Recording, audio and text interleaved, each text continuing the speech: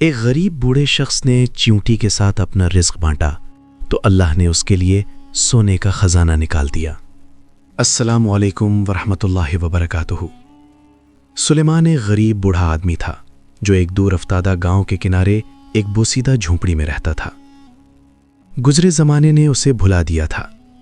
اس کا گھر مٹی کی ایک تنگ اور تاریک کوٹھڑی سے زیادہ کچھ نہ تھا، جس کی دیواریں پھٹی ہوئی تھیں اور کھجور کے سوکھے پتوں کی چھت نہ سردیوں کی شدید ٹھنڈ سے بچا سکتی تھی اور نہ ہی گرمیوں کی جلتی دھوپ سے۔ سلیمان بالکل اکیلا تھا۔ برسوں پہلے اس کی بیوی وفات پا چکی تھی اور اس کا اکلوتا بیٹا روزی کی تلاش میں گاؤں چھوڑ کر چلا گیا تھا۔ نہ کبھی لوٹا اور نہ ہی اس کی کوئی خبر آئی۔ یوں سلیمان کی زندگی خاموشی اور تنہائی میں ڈوب گئی۔ اس کی جھوپڑی میں ہوا کی سیٹیاں اور پرانے لکڑی کے دروازے کی چرچراہٹ کے سوا کوئی آواز نہ تھی۔ شدید غربت اس کے کمزور جسم کو نچوڑ رہی تھی اور اندھیری راتوں میں بھوک اس کی آنتوں کو مروڑ دیتی تھی، مگر اس کے باوجود وہ باوقار نفس کا مالک تھا۔ اس کی روح خوددار تھی، ذلت اور سوال سے نفرت کرتی تھی۔ اس نے کبھی کسی کے سامنے ہاتھ نہیں پھیلایا، نہ کسی امیر کے دروازے پر جا کھڑا ہوا۔ وہ بھوکا سونا قبول کر لیتا تھا مگر عزت نفس پر آنچ نہ آنے دیتا۔ اس سے پہلے کہ ہم اس حیرت انگیز کہانی کو آگے بڑھائیں اور جانیں کہ ایک چیونٹی کس طرح اللہ کے حکم سے اس کی زندگی بدل دے گی، میں آپ سے پوچھنا چاہتا ہوں، آپ دنیا کے کس حصے سے یہ کہانی سن رہے ہیں اور کیا آپ نے کبھی اپنی آنکھوں سے نیکی کا صلہ دیکھا ہے؟ سلیمان بڑی مشقت سے اپنا گزارا کرتا تھا۔ وہ لوگوں کے پھینکے ہوئے سوکھی روٹی کے ٹکڑے جمع کرتا، انہیں صاف کر کے دھوپ میں سکھاتا، پھر کچھ کو پیس لیتا اور کچھ مویشیوں کے چارے کے طور پر چند سکوں میں بیچ دیتا۔ یہ کام اس عمر میں اس کے لیے بہت مشکل تھا۔ اس کے بالوں میں سفیدی اتر چکی تھی اور وقت نے اس کے چہرے پر صبر کی گہری لکیریں کھینچ دی تھیں۔ افسوس کے پڑوسیوں کے دلوں میں اس کے لیے ہمدردی کے بجائے تمسخر تھا۔ لوگ اسے حقارت کی نگاہ سے دیکھتے، سرگوشیاں کرتے، اور جب وہ جھکی ہوئی کمر کے ساتھ روٹی کی بوری اٹھائے گزرتا تو اسے بھولا بسرا فقیر کہہ کر پکارتے، یہاں تک کہ اس نے بلا ضرورت گھر سے نکلنا بھی چھوڑ دیا تاکہ تیز زبانوں سے بچ سکے۔ اسی اداس جھونپڑی کے ایک تاریک کونے میں اس کہانی کا آغاز ہوا۔ سلیمان نے دیکھا کہ دیوار کے نیچے ایک دراڑ میں سیاہ چیونٹیوں کا ایک غول آ جا رہا ہے۔ اس نے نہ انہیں مارا، نہ ان پر پانی ڈالا جیسا کہ لوگ عموماً کرتے ہیں، بلکہ ان پر ترس کھایا۔ اس نے ان کمزور چیونٹیوں میں اپنی ہی تصویر دیکھی، تنہائی، محنت اور بقا کی جدوجہد۔ اسے یوں محسوس ہوا جیسے اس کی غربت اور چیونٹی کی کمزوری کے درمیان کوئی اندیکھا رشتہ ہے، جیسے دونوں رزق کی تلاش میں سرگرداں ہوں۔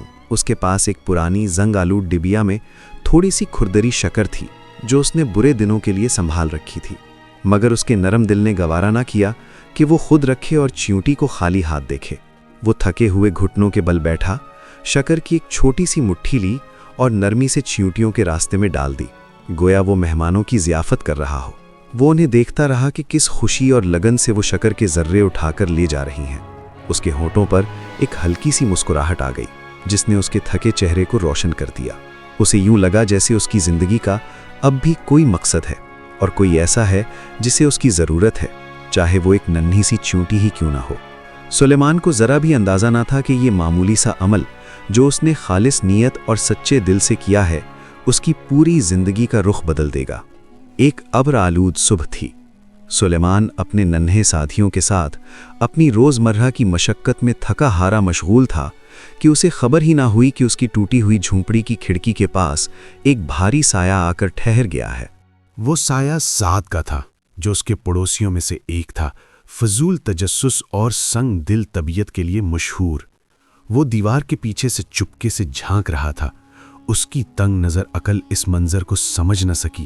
ایک ایسا بوڑھا آدمی جس کے پاس ایک روٹی خریدنے کے پیسے نہیں، وہ قیمتی شکر زمین پر بکھیر رہا ہے تاکہ بے فائدہ اور حقیر سمجھی جانے والی چیونٹیوں کو کھلا سکے۔ سعد طنزیہ کہکہا لگا کر ہنس پڑا۔ اس نے بات کو اپنے دل میں نہ رکھا بلکہ دوڑتا ہوا گاؤں کے بازار جا پہنچا جہاں مرد و عورت جمع تھے۔ وہاں اس نے مبالغہ آرائی کے ساتھ جو دیکھا تھا بیان کرنا شروع کر دیا۔ اس نے سلیمان کو پاگل قرار دیا، کہا کہ غربت نے اس کی عقل چھین لی ہے۔ وہ اس کی نقل اتارنے لگا، چیونٹیوں سے بات کرتے ہوئے اس کے انداز کی نکالی کی جس پر مجمع میں ہنسی، چہمگوئیاں اور طنز کے تیر چلنے لگے۔ بات آگ کی طرح پھیل گئی۔ سلیمان گاؤں کی محفلوں اور چائے خانوں میں مذاق کا موضوع بن گیا، یہاں تک کہ گلیوں میں کھیلتے بچے بھی اس کی جھونپڑی کی طرف اشارہ کر کے کہنے لگے، یہاں چیونٹیوں والا پاگل بوڑھا رہتا ہے۔ یہ آوازیں اور کہکہے سلیمان کے کانوں تک پہنچے۔ یہ الفاظ اس کے لیے کوڑوں سے زیادہ تکلیف دہ تھے۔ اس کے سینے میں کرب اتر آیا اور گرم آنسو اس کے مرجھائے ہوئے گالوں پر بہنے لگے۔ وہ پاگل نہیں تھا، بلکہ ایک ایسا انسان تھا جس کا دل رحمت سے لبریز تھا، مگر لوگوں کے دل پتھر ہو چکے تھے۔ اس نے اپنا بوسیدہ دروازہ مضبوطی سے بند کر لیا اور فیصلہ کیا کہ اب وہ صرف رات کی تاریکی میں ہی باہر نکلے گا، لکڑیاں یا پانی لانے کے لیے، تاکہ تاک میں بیٹھی نظروں سے بچ سکے۔ دن بوجھل اور سست روی سے گزرتے رہے، یہاں تک کہ سخت سردیوں کا موسم آ گیا۔ تیز آندھیوں اور بارشوں نے جھونپڑی کی حالت بدتر کر دی۔ چھت چھلنی ہو گئی، بارش کا پانی اندر ٹپکنے لگا اور مٹی کی زمین سرد چپچپے کیچڑ میں بدل گئی۔ سردی اس حد تک بڑھ گئی کہ سلیمان کی رگوں میں خون جیسے جم گیا ہو۔ اس کے پاس موجود سوکھی روٹی بھی ختم ہو چکی تھی اور اب صرف شکر کی ایک نہایت چھوٹی سی مٹھی باقی رہ گئی تھی۔ وہ اپنی پتلی سی اوڑھنی میں کانپتا ہوا بیٹھا تھا، چھت کے سوراخوں سے آسمان کی طرف دیکھتا اور اللہ سے دعا کرتا، اے اللہ، میرے حال پر رحم فرما اور مجھے لوگوں کے حوالے نہ کر۔ اسی انتہائی قسم پرسی کے عالم میں سلیمان نے ایک عجیب بات نوٹ کی جو چیونٹیوں کے مسکن کے پاس ہو رہی تھی۔ سردیوں میں چیونٹیاں عموماً چھپ جاتی ہیں، مگر یہ ننھا سا لشکر غیر معمولی سرگرمی میں تھا۔ وہ مسلسل کھدائی کر رہی تھیں، اس بار خوراک جمع کرنے کے لیے نہیں، بلکہ زمین کے اندر گہرائی تک پہنچنے کے لیے۔ سلیمان دیکھتا کہ چیونٹیاں زمین کے نیچے سے ایک عجیب سرخی مائل مٹی کے باریک ذرات اٹھا کر باہر لا رہی تھیں۔ یہ مٹی جھونپڑی کی عام مٹی سے مختلف تھی۔ وہ اسے بل کے پاس ڈھیر کر دیتیں اور پھر واپس کھدائی میں لگ جاتیں۔ جب بھی سلیمان اس مٹی کو سمیٹ کر اپنی جگہ صاف کرتا، اگلے دن چیونٹیاں اس سے بھی زیادہ مٹی باہر لے آتیں، جیسے وہ وقت کے خلاف دوڑ رہی ہوں اور کسی گہری چیز تک پہنچنے کی کوشش کر رہی ہوں۔ شروع میں سلیمان نے سوچا کہ شاید وہ بارش کے پانی سے بچنے کے لیے اپنا مسکن وسیع کر رہی ہیں۔ ایک بار پھر اس کے دل میں ان کے لیے ترس جاگ اٹھا۔ اس نے ہاتھ میں موجود شکر کے آخری ذرات کی طرف دیکھا اور شکریہ بھری آواز میں کہا، کھا لو ننھے دوستو، شاید اللہ مجھے بھی رزق دے اور تمہیں بھی۔ تم اندھیرے میں محنت کر رہے ہو اور میں روشنی سے آنے والے فرض کا انتظار کر رہا ہوں۔ یہ حالت کئی دنوں تک جاری رہی اور پرانی چٹائی کے ارد گرد نکالی گئی مٹی کے ڈھیر بڑھتے چلے گئے۔ اب سلیمان کے دل میں شک اور تجسس جاگنے لگا۔ یہ چیونٹیاں اتنی گہرائی میں کیوں کھدائی کر رہی ہیں؟ یہ سرخی مائل مٹی کیسی ہے جو اس نے اپنی پوری زندگی گاؤں میں کبھی نہیں دیکھی؟ کیا یہ ننھی مخلوق اسے کوئی پیغام دینا چاہتی ہے، یا پھر واقعی بھوک اور تنہائی اس کے ذہن پر اثر ڈالنے لگی ہے، جیسا کہ اس ظالم پڑوسی نے کہا تھا؟ وہ اس سوراخ کے قریب جا بیٹھا جو اب کچھ وسیع ہو چکا تھا، اور لکڑی کا ایک مضبوط ڈنڈا لے آیا جسے وہ آگ جلانے کے لیے استعمال کرتا تھا۔ وہ چیونٹیوں کی آمد و رفت کو غور سے دیکھنے لگا، جیسے وہ بھی اسے اپنے ساتھ شامل ہونے کی دعوت دے رہی ہوں۔ ایک عجیب سی اندرونی تحریک کے تحت اور ایسے تجسس کے باعث جسے وہ اپنی کمزور حالت کے باوجود روک نہ سکا، اس نے فیصلہ کیا کہ وہ بھی جمع شدہ مٹی ہٹانے میں ان کی مدد کرے گا۔ شاید اس عجیب اصرار کا راز کھل جائے۔ وہ نہیں جانتا تھا کہ یہی لمحہ ذلت کی زندگی اور عزت کی زندگی کے درمیان حد فاصل ہے، اور اس مٹی کے نیچے چھپی ہوئی چیز آنے والی نسلوں تک داستان بن جائے گی۔ اس نے ٹوٹے ہوئے ناخنوں سے بڑی احتیاط کے ساتھ مٹی ہٹانا شروع کی، ہر حرکت سوچ سمجھ کر، ہر لمحہ اس خوف کے ساتھ کہ کہیں ذرا سی بے احتیاطی ان ننھی مخلوقات کو نقصان نہ پہنچا دے۔ مٹی آہستہ آہستہ ہٹتی گئی اور پھر کچھ سخت سا محسوس ہوا۔ تھوڑی دیر بعد ایک پرانی مٹی کی سراہی کا منہ ظاہر ہو گیا جس پر موم کی ایک سخت جمی ہوئی تہ تھی، وقت کی طرح مضبوط، راز کی طرح خاموش۔ بڑی مشقت سے سلیمان نے سراہی کو دونوں ہاتھوں سے تھاما اور زمین سے باہر نکالا۔ وہ سائز میں چھوٹی تھی، مگر اس کا وزن ایسا جیسے لوہے سے بھری ہو، جیسے اس میں صرف دولت نہیں بلکہ برسوں کا بھروسہ بند ہو۔ کانپتے ہاتھوں سے اس نے موم توڑا۔ جب سراہی کو ہلکا سا جھکایا تو ٹاٹ کی بوری پر ایک ایک کر کے سنہری سکے لڑک پڑے، قدیم اسلامی سونے کے دینار جن پر کلمہ توحید کندہ تھا۔ سلیمان کو فوراً احساس ہو گیا کہ یہ عظیم رزق دراصل غربت سے بھی بڑا امتحان ہے۔ اس نے آنسو پوچھے، سونے کو جلدی سے جمع کیا، دوبارہ مٹکے میں رکھا اور پرانے چولہے کے نیچے ایک نئی کھو میں چھپا دیا، پھر اس پر راکھ اور لکڑیاں ڈال دیں۔ اس کی ظاہری زندگی میں کچھ بھی تبدیل نہ ہوا، وہ اب بھی پیوند لگے کپڑے پہنتا رہا اور لوگوں کی نظروں سے بچنے کے لیے حسب معمول سوکھی روٹی جمع کرنے نکلتا رہا، مگر اصل تبدیلی خاموشی سے شروع ہو چکی تھی۔ سلیمان نے فیصلہ کیا کہ یہ دولت صرف اس کی آسائش کے لیے نہیں بلکہ اللہ کے ساتھ تجارت ہوگی۔ وہ خفیہ طور پر قریبی شہر گیا اور سونے کے سکوں میں سے صرف 1 دینار بیچا۔ اس رقم سے اس نے آٹا، تیل اور گوشت خریدا، لیکن دن کی روشنی میں کچھ بھی اپنے گھر نہ لایا۔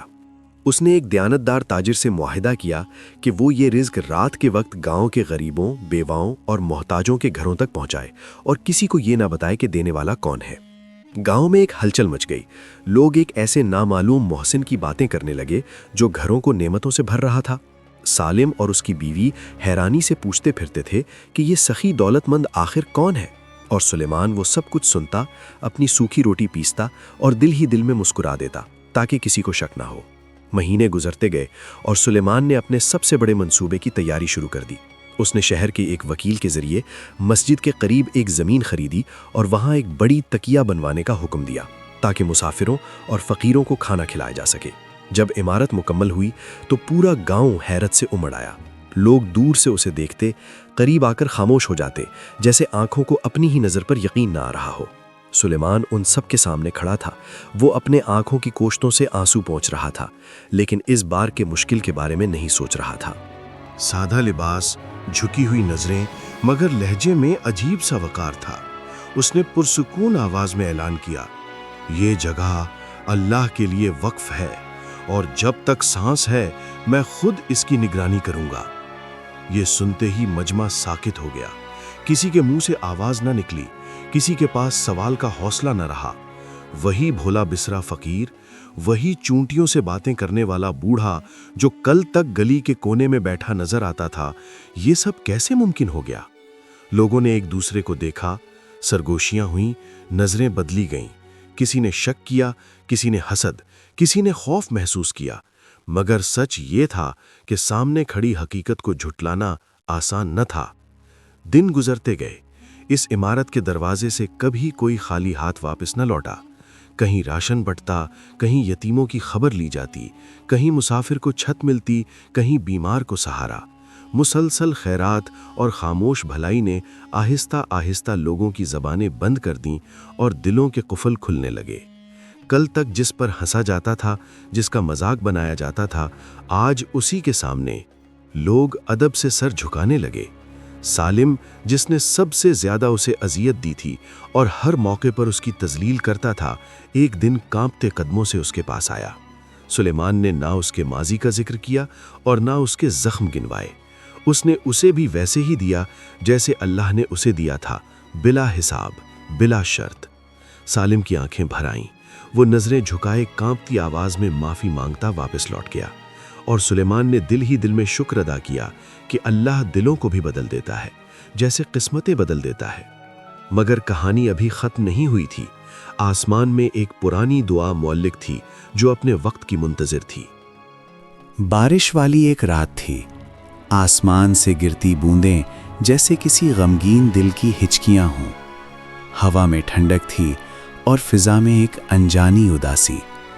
کہیں اسی رات ایک باپ ہاتھ اٹھائے اپنے گمشدہ بیٹے کے لیے دعا کر رہا تھا۔ اس کی آواز بارش میں کھل جاتی، مگر آنسوؤں میں ڈوبی وہ دعا عرش تک پہنچ رہی تھی۔ ادھر سلیمان تکیہ میں کھانے کی تقسیم کی نگرانی کر رہا تھا۔ ہال میں خاموشی تھی، صرف برتنوں کی ہلکی آواز اور بارش کی مدھم سرسراہٹ سنائی دیتی تھی۔ اچانک دروازہ کھلا، ایک شخص اندر داخل ہوا۔ پھٹے پرانے کپڑے، جھکا ہوا جسم، قدم گھسیٹتا ہوا، چہرہ زرد، آنکھیں غربت اور تھکن سے دھسی ہوئیں۔ اس کے کپڑوں سے نمی ٹپک رہی تھی، جیسے وہ بارش میں بہت دیر بھٹکتا رہا ہو۔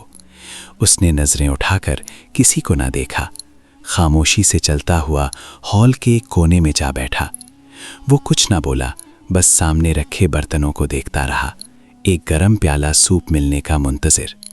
سلیمان حسب عادت خود آگے بڑھا۔ اسے کبھی کسی کو خالی ہاتھ لوٹانا گوارا نہ تھا، خاص طور پر اجنبیوں کو جو خاموشی میں زیادہ چیخ رہے ہوتے ہیں۔ اس نے سوپ کا پیالہ لیا، چند قدم آگے بڑھا اور نرمی سے اس شخص کے قریب پہنچا۔ जैसे ही उसने प्याला उसकी तरफ बढ़ाया और वो शुक्रिया अदा करने के लिए सर उठाने लगा, आंखें आंखों से मिल गईं। एक लम्हे को वक्त जैसे ठहर गया।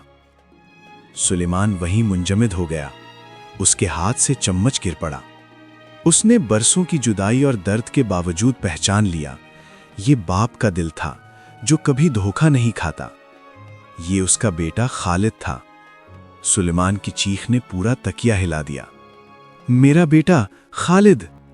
खालिद उसके कदमों में गिर पड़ा, नन्हे बच्चे की तरह फूट फूट कर रोने लगा और उन हाथों को चूमने लगा जो बरसों की मेहनत और अता से संवरे हुए थे।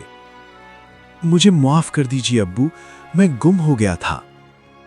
सब कुछ हार बैठा।